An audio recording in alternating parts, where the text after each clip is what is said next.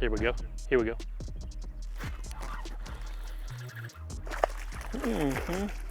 Look at there, guys. Get that little booger up in here. Let me tell y'all a little bit about what we're doing today. We kind of got two things against us today. And that's the reason that I've got this spinning rod and that little shake my head worm. Post spawn, and then we got like a north wind. We got a frontal conditions, and you can kind of see that the clouds are kind of sparse and kind of a high pressure. So to me, that just spells finesse. That's when I start breaking the spinning rods out and start throwing like the little shaky heads. We're gonna try a little Neko rig here in just a little bit, and also a drop shot, just to see if we can, generate some bites. Those are kind of the three techniques we're going to be talking about, and hopefully the fish will be talking about them too when we're done with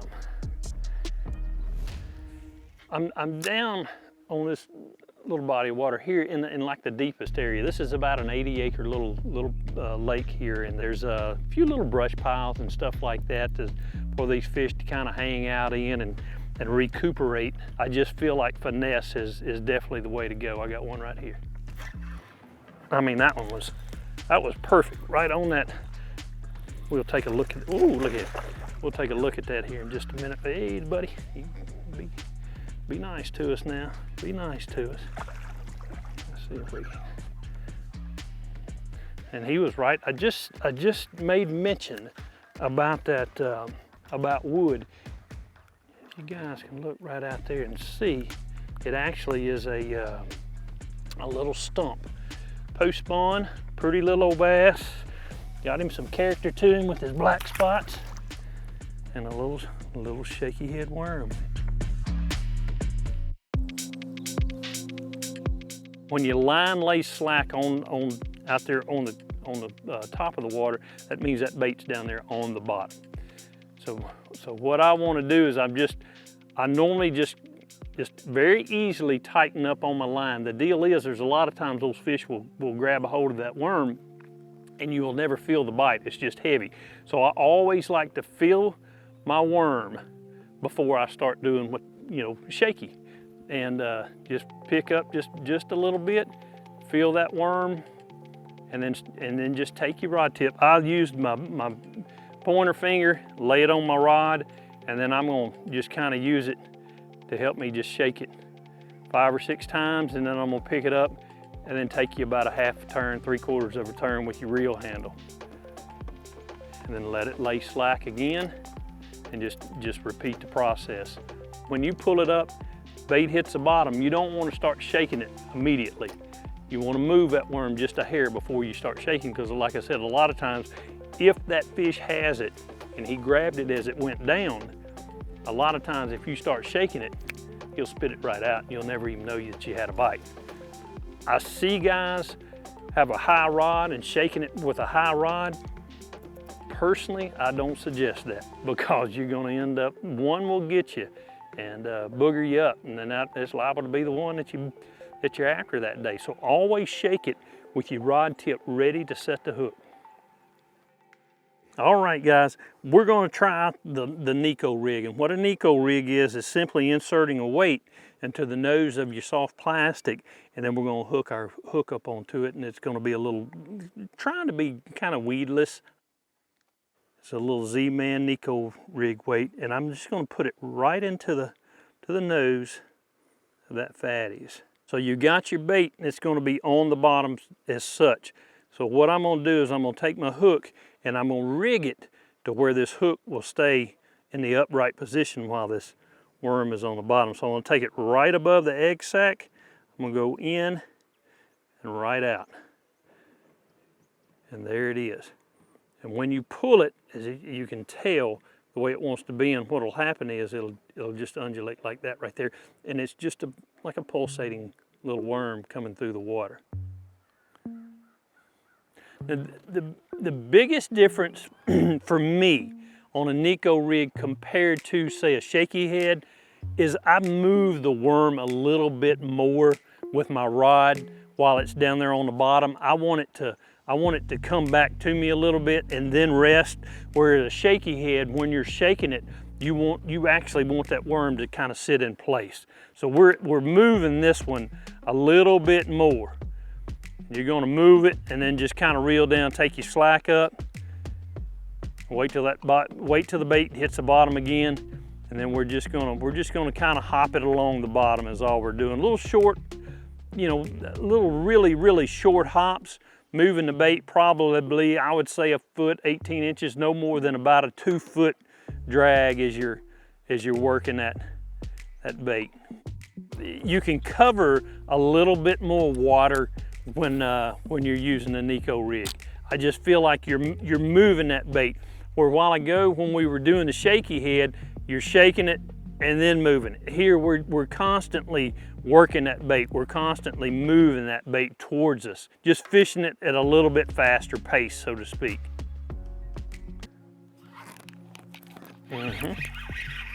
Now, oh, look at here. It showed up. Now that worm was sitting on the bottom. That worm was sitting on the bottom, and I felt that fish peck it. Earlier today when we were throwing our shaky head, I never felt the bite. Come here, booger. That's a good one there. Never felt the bite. On that one I did. So like I said, that fish was probably just swimming right by. Just took him a big old gobble of it. There it is. Perfect match. You heard me talk about I felt that fish bite. And a lot of times what the deal is with a Neko rig, I wouldn't say it's power finesse fishing, but it kind of is, because you're using a bigger bait, you're moving the bait a little bit more, and it sometimes causes that fish to react. Where a lot of times if you're throwing a shaky head, that fish sees it, you're trying to entice that fish to bite.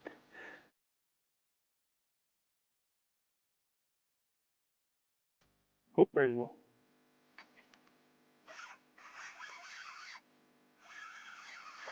Yeah.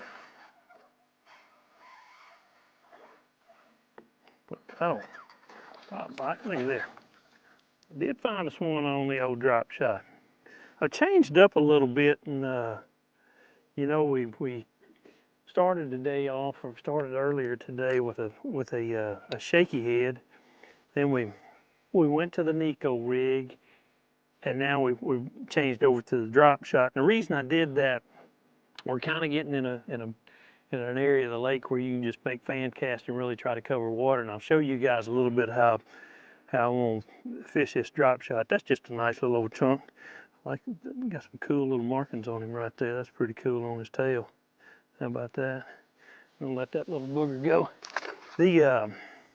The deal with the drop shot is I can take it and I can kind of drag that worm at a level in the water. You can see I've got a fairly, what I would consider a fairly long leader.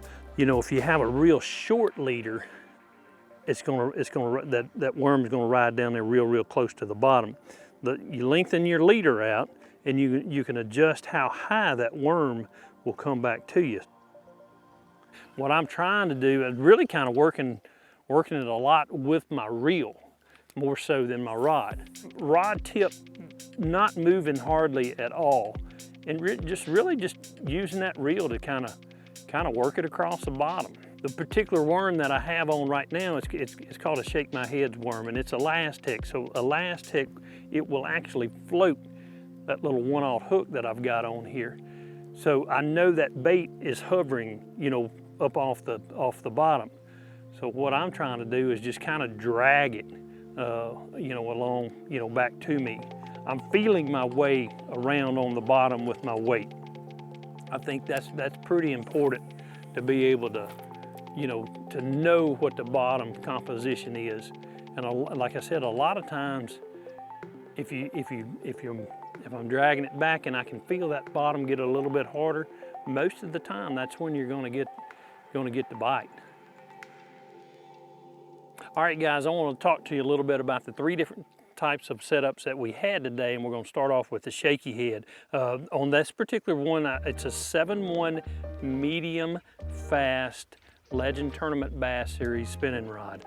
I've got 8-pound gamma fluorocarbon line on here, a 3/16 ounce Shake My Head Z-Man head, and then I've got the Shake My Head's little worm here. Lose Custom Pro on the spinning reel, and you know, like I said, 7-1. It just allows me to take up a lot of slack if I need to. Always remember this about this deal: don't let that rod tip get out of position. The Neko rig is a little bit different. This is actually a 7.3 medium extra fast. I like a little bit of a tip with it. The other thing is this: I use a braid to fluorocarbon with a fluorocarbon leader. Reason being on this, when I feel the bite, I tighten up with my reel, lean back with my rod. This is also the Legend Tournament Bass Series spinning rod, and again a 7.3 medium extra fast. 10-pound on the braid, 10-pound on the fluorocarbon leader, and I use an FG knot. Again, the Lose Custom Pro is my spinning reel of choice. When I change it over to the drop shot, the one reason that I like to use a little different series rod, and the reason being, you guys heard me talk about needing to be able to feel that bottom, feel the bottom composition. This is a Legend Extreme rod, probably the most sensitive rod in the whole St. Croix lineup as far as their rods go. A 7-foot medium fast. You know, again, the braided line allows me to stay really in contact with the bait, as well as the weight.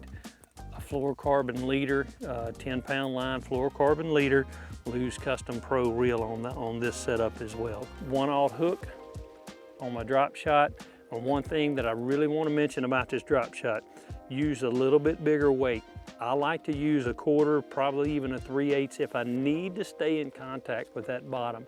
Today's not super windy, so I'm just using a weight on really all 3 techniques, using what I would consider the smallest weight you can fish with and still staying in contact with your bait.